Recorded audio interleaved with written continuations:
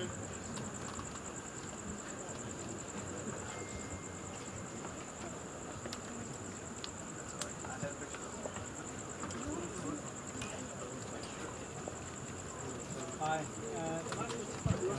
No problem. Get a picture. Okay. Yeah,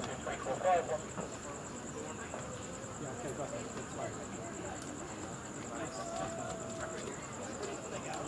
Okay.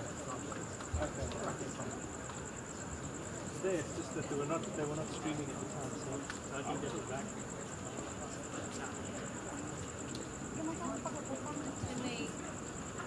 It's there all the time. Yeah, but I want to make sure she can hear it on my phone.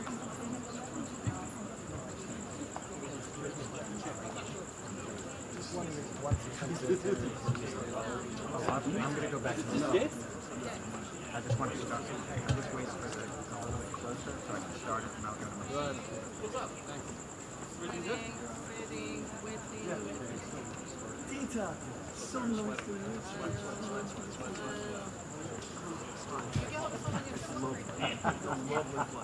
I like to ask.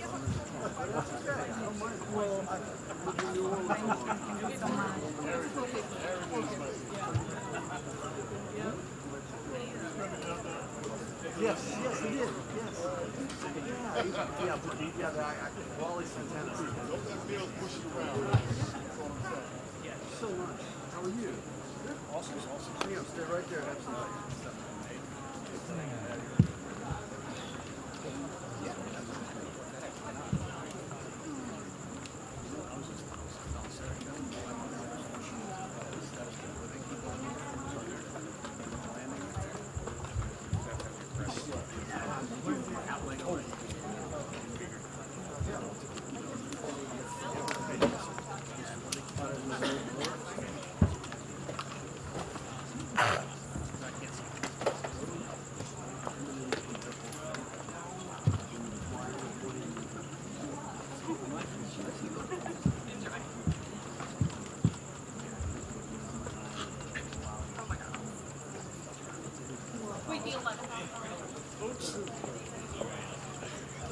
Who's doing the 320?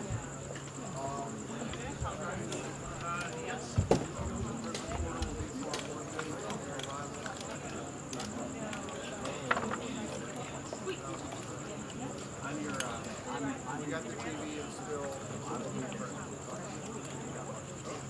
You were told. I asked Wally.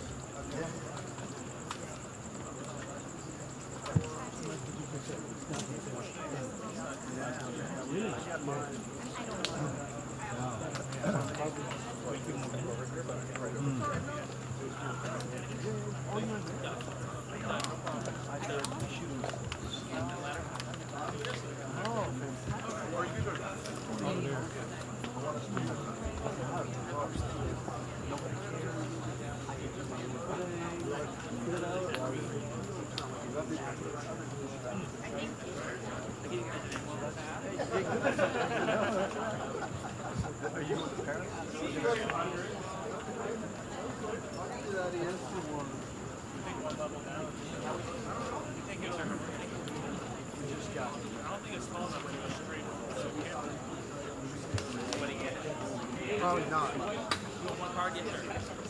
Yes, sir. Put it right here. Ed. You're even on this trip. Where have you been? I did. I haven't seen it on TV either. Some midterm. Oh, I'm a little guy here. All right. Oh, do you got? Oh, I'm sorry. But other than that, it's okay. Yeah, Wally said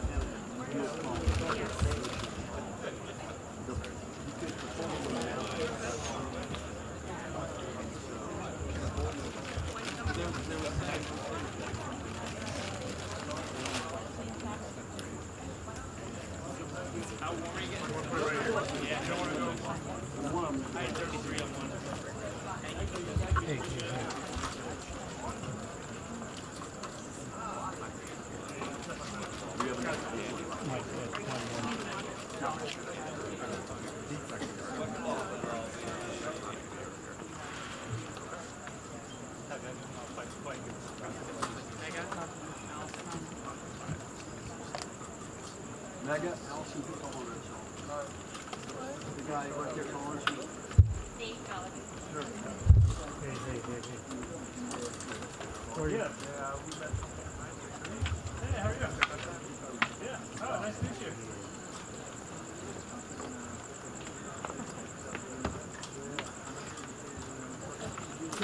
Visa. This is Visa with AP. Ah, okay.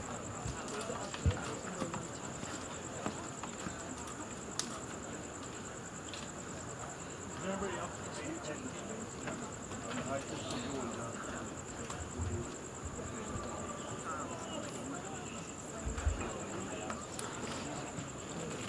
Alright, so we try diverting my class.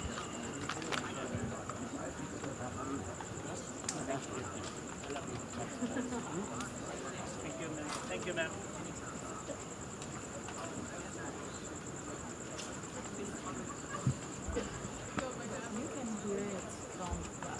Yes. But it's too slow. Yeah.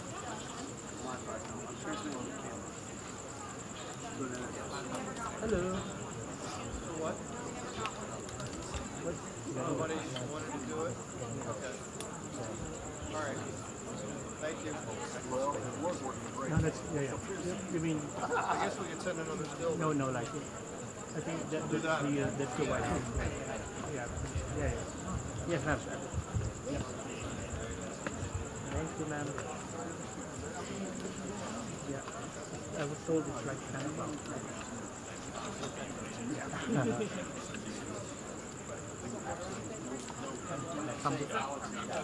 A burger? Thank you so much, ma'am. Thank you. I'm gonna go get a position.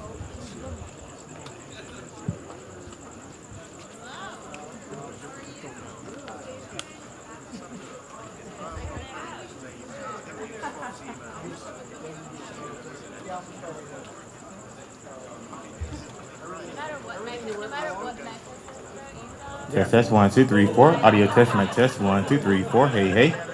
Audio test, mic test, 1, 2, 3, 4. Going to the handheld mic. Test, test, 1, 2, 3, 4. Test, test, 1, 2, 3, 4. Going to the handheld mic. Switch to mic, okay? Test, test, 1, 2. All right. Test, test. Audio test, mic test, 1, 2, 3, 4. Appreciate you. Bring it down. A good thing I brought my lip. Test the handheld. Yeah. Yeah. Bring the handheld down. The lip mic, Thank you.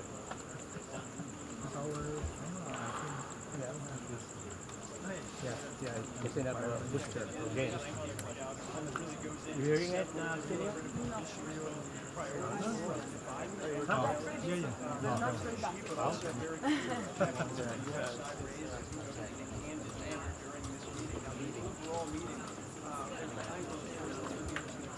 Just about 3 hours waiting for the president to come out and take questions.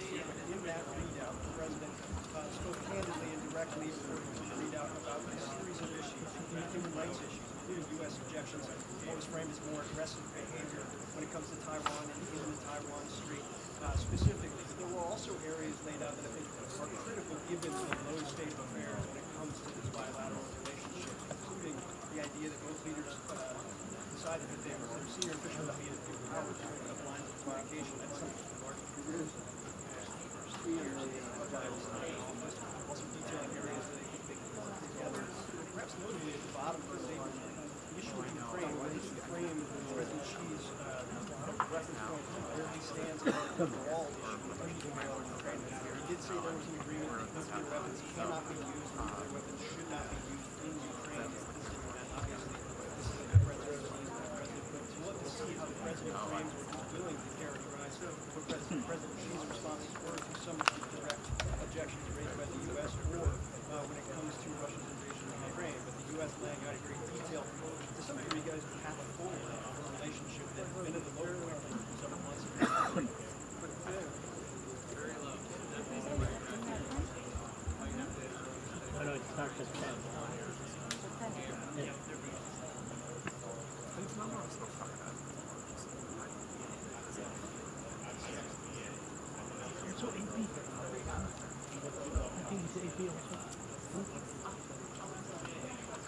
Yeah. Oh, wait, in-house?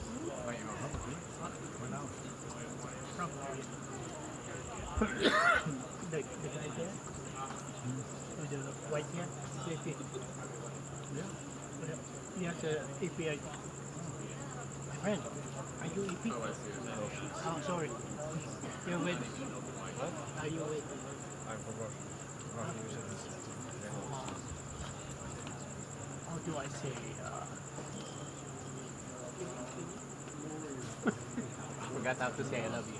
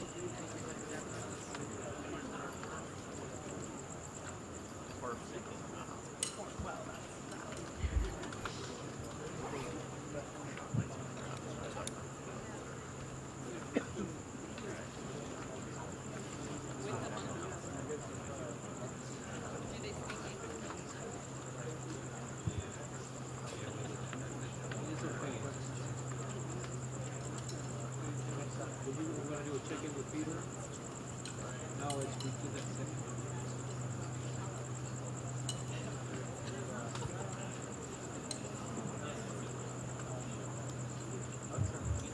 Test 1, 2, 3, 4.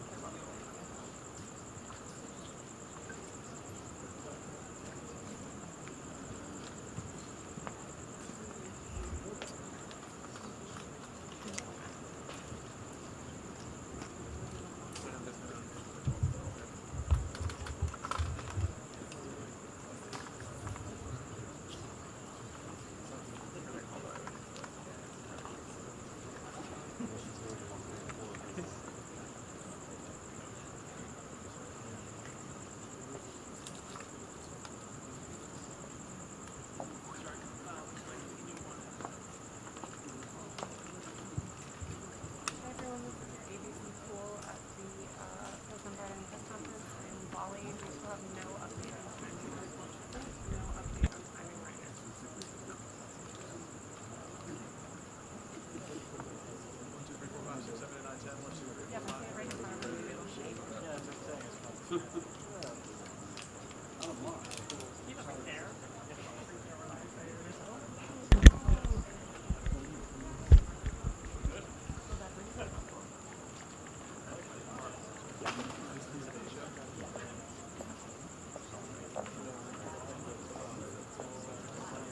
I saw that beach trying to find a way here. Hey, how are you?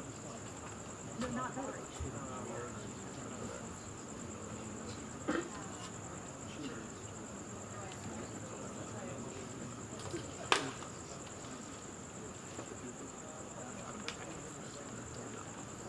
What did they say?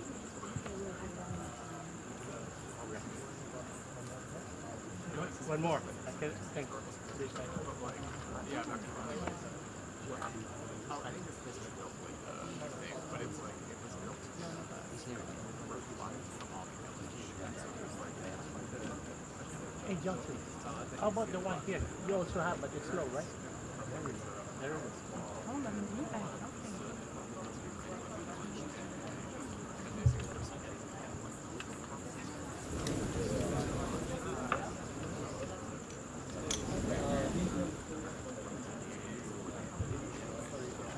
Okay.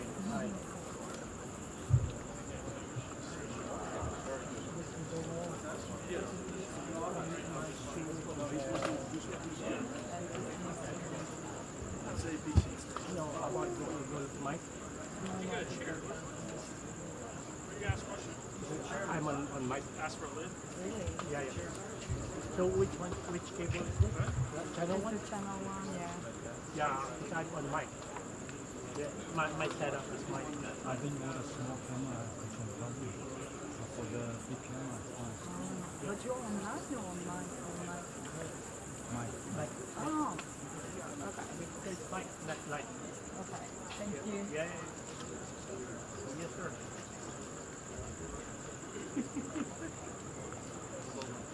Tie a yellow ribbon. There you are.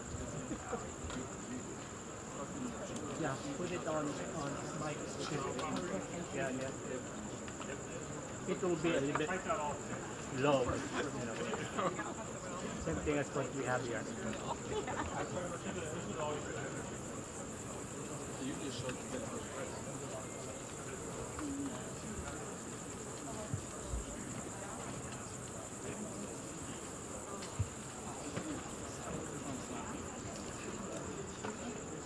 It's all minutes. I'm not even gonna worry about anything else.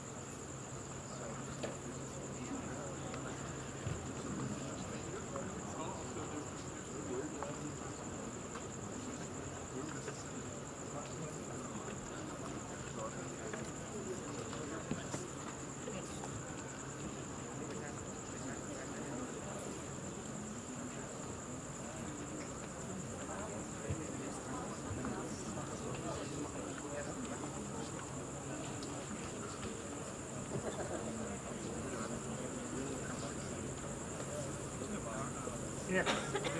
Need power supply? Here. This is ours. This one is ours. This one is the whole thing. Yeah, yeah.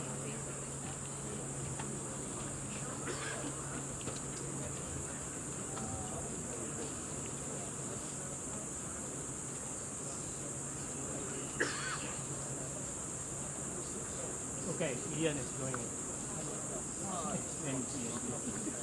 Right there.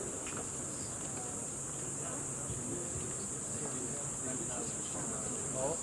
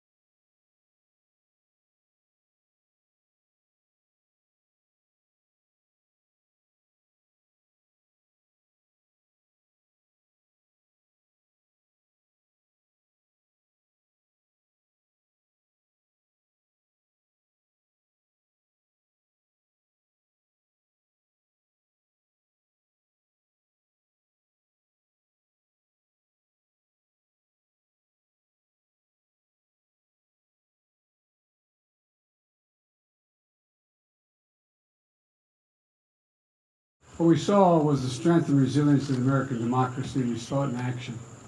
And the American people proved once again that democracy is who we are. There was a strong rejection of election deniers at every level, from those seeking to lead our states and those seeking to serve in Congress, and also those seeking to oversee the elections. And there was a strong rejection of political violence and voter intimidation. There was an emphatic statement that in America, the will of the people prevails.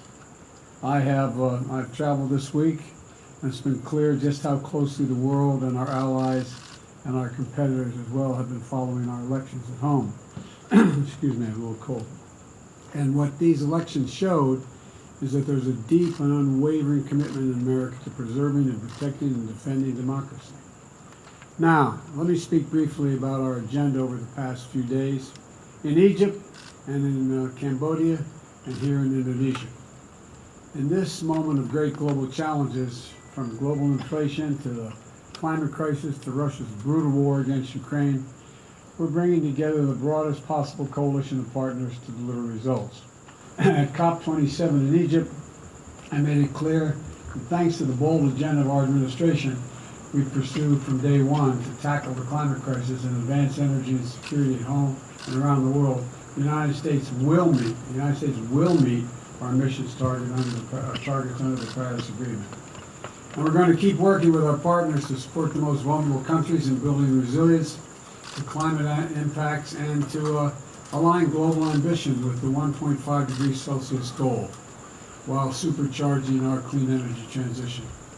At the U.S.-ASEAN Summit, in the East Asia Summit, I laid out a commitment to working with our partners in the Indo-Pacific to ensure a future that's vital to this region, that's free and open and prosperous as well as secure. And I met with our allies from Australia, Japan, and the Republic of Korea, underscoring our commitment and deepening our engagement with our closest partners and strengthening cooperation among our allies to meet shared threats to our own security and to their security, including the DPRK. And let me meet, I just met in person with Xi Jinping of the People's Republic of China. We had, we had an open and candid conversation about our intentions and our priorities. It was clear, he was clear and I was clear, that we'll defend American interests and values, promote universal human rights, and stand up for the international order and work in lockstep with our allies and partners. We're going to compete vigorously, but I'm not looking for conflict. I'm looking to manage this competition responsibly. And I want to make sure that every country abides by the international rules of the road. And we discussed that. The One China policy, our One China policy has not changed. We oppose unilateral change in the status quo by either side, and we're committed to maintaining the peace and stability in the Taiwan Strait. It was also clear that China and the United States should be able to work together where we can to solve global challenges that require every nation to do its part. We discussed Russia's aggression against Ukraine, reaffirmed our shared belief in the threat or the use of nuclear weapons is totally unacceptable, and I asked that Secretary Blinken travel to China to follow up on our discussions and continue keeping the lines of communication open between our two countries. Looking ahead at the G20 meetings tomorrow, we're going to be taking on the very issues that matter to the people's lives, not only here, but also our allies and our partners. That means tackling the suffering that Russian aggression has unleashed, not just in Ukrainian people, but the people around the world, particularly food insecurity, and strengthening the fundamentals of our global economy for everyone. Support for debt relief, reforms for multilateral development banks, investments to bolster global health security, and to make sure the world is better prepared for the next pandemic. The G20 has been an important forum for the world's largest economies to work together for the good of people everywhere. And I'm looking forward to our meetings tomorrow. Now let me close with this. On my first trip overseas last year, I said that America was back. Back at home, back at the table, and back to leading the world. In the year and a half that's followed, we've shown exactly what that means. America is keeping its commitments. America is investing in our strength at home. America is working alongside our allies and partners to deliver real, meaningful progress around the world. And at this critical moment, no nation is better positioned to help build the future we want than the United States of America. Now, I'm happy to take questions, and I'm told there are going to be 4 questioners, but I'm not going to do 10 questions from each questioner. All right? Let's make that clear at the outset here. And so, Ken Thomas, Wall Street Journal. Okay. You said at the outset of this meeting that you did not want competition to turn into conflict. Based on this meeting today, do you believe a new Cold War with China can be avoided? And specifically on the issue of Taiwan, you spoke about intentions. Do you believe China is intending to invade Taiwan at some point? And what warnings did you issue to President Xi if he were to take such action? Well, to answer the first part of your question, I absolutely believe there need not be a new Cold War. I've met many times with Xi Jinping, and we were candid and clear with one another across the board. And I do not think there's any imminent attempt on the part of China to invade Taiwan. And I made it clear that our policy in Taiwan has not changed at all. It's the same exact position we've had. I made it clear that we want to see cross-strait issues peacefully resolved, and so it never has to come to that. And I'm convinced that he understood exactly what I was saying. I understood what he was saying.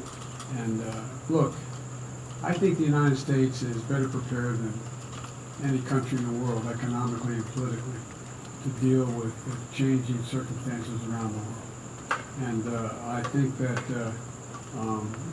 Xi Jinping we agreed that we would set up a set of circumstances where on issues that we had to further resolve details, we agreed that we would have our chief of staff, the appropriate cabinet members and others sit and meet with one another to discuss the details of every issue that was raised, and we raised a lot of issues.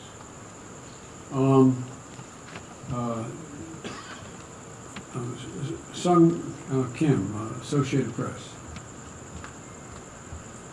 Mr. President, you met with President Xi, and you met with him face-to-face after he had unquestionably consolidated his power at home.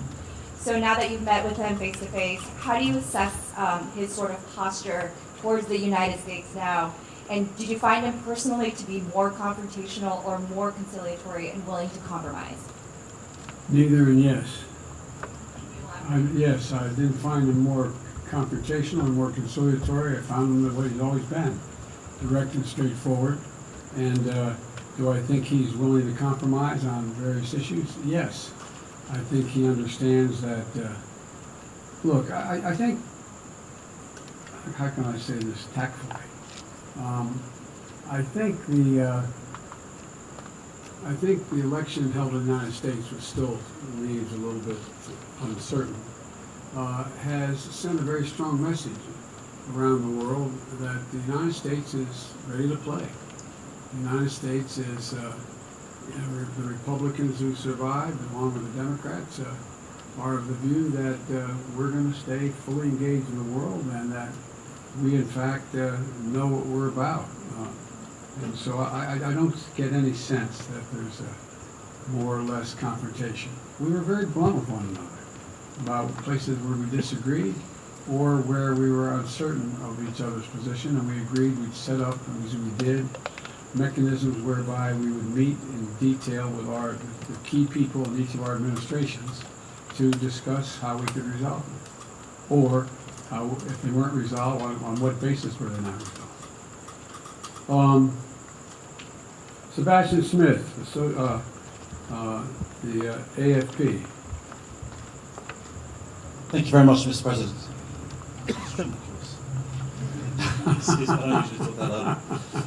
Does the retaking of Kherson in Ukraine signal a turning point in the war, in your opinion? That the Ukrainians could realistically pursue their ultimate goal of expelling the Russians completely, including retaking Crimea? If so, does the US intend to support and facilitate that goal, as we've been doing so far with their other goals? Or would you perhaps see Kherson as a different kind of inflection point, basically a good time to start negotiating now that they've got some more strength than they had a few weeks ago? First of all, it was a significant victory for Ukraine. Significant victory. And I can do nothing but applaud the courage, determination, and capacity of the Ukrainian people, the Ukrainian military. I mean, they have really been amazing. And I think it's hard to tell at this point exactly what it means in terms of, but I've been very clear that we're going to continue to provide a capability for the Ukrainian people to defend themselves, and we are not going to engage in any negotiation. There's nothing about Ukraine without Ukraine. It's a decision Ukraine has to make. I think you're going to see things slow down a bit because of the winter months and the inability to move as easily around the country. But I think it remains to be seen exactly what the outcome will be. Except that I'm confident that Russia will not occupy or defend Ukraine as they intended from the beginning.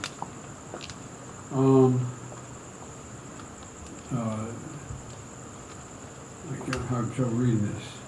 Reuters, Natanja Bose. President, quick question on North Korea, which appears poised to conduct a new nuclear test. I'm wondering if you can talk about your specific discussions with President Xi on that. To what extent do you think China has the ability to talk North Korea out of conducting such tests? And what are the repercussions for U.S.-Chinese relations if a test goes forward? Well, first of all, it's difficult to say that I am certain that China could control North Korea, number one. Number two, I made it clear to President Xi Jinping that I thought they had an obligation to attempt to make it clear to North Korea that they should not engage in long-range nuclear tests. And I made it clear as well that if they did, they, meaning North Korea, that we would have to take certain actions that would be more defensive on our behalf, and it would not be directed against North Korea. It would not be directed against China, but it would be to send a clear message to North Korea.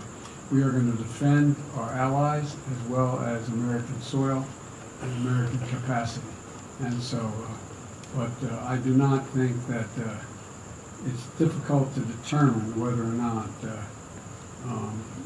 China has the capacity. I'm confident China is not looking for North Korea to engage in further escalatory means, because I made it clear, and I made it clear from the very beginning and last year as well, that we will do what it needs to defend our capacity, to defend ourselves and our allies, South Korea as well as Japan, and that we'd be more up in the face of China, but it wouldn't be because of China, it would be because of what was going on in North Korea. So, again, on a number of these issues, we have put together teams where our National Security Advisor, Secretary of Defense, and others are going to be engaging with their counterparts in China to see, and we're not going to be able to work everything out. I'm not suggesting this is kumbaya, everybody is going to go away with everything in agreement. But I do not believe there's a need for concern of as one of you raised the legitimate question, the new Cold War. And I think that, I'll conclude by saying it this way. I want to be clear, and be clear with all leaders, but particularly with Xi Jinping, that I mean what I say and I say what I mean. So there's no misunderstanding. That's the biggest concern I have, is a misunderstanding about intentions or actions on each of our parts. So we went into, I look at my team, how long did that meeting last? 3.5 hours. So we covered an awful lot of territory. And I must say that he was as straightforward as he has been with me in the past. And I think that we understand one another, which is the most important thing that can be done. I guess all of you are going swimming from here, it's not far. President. Mr. President, what should Americans expect from Congress as it relates to abortion rights after midterms? I don't think they can expect much of anything other than we're going to maintain our positions. I'm not going to get into more questions. I shouldn't even answer your question. No, I don't think. I don't think there's enough votes to codify unless something happens unusual in the House. I think we're going to get very close in the House, but I think it's going to be very close, but I don't think we're going to make it. All right, thank you, everybody. Thank you. That's it. Can I just wait for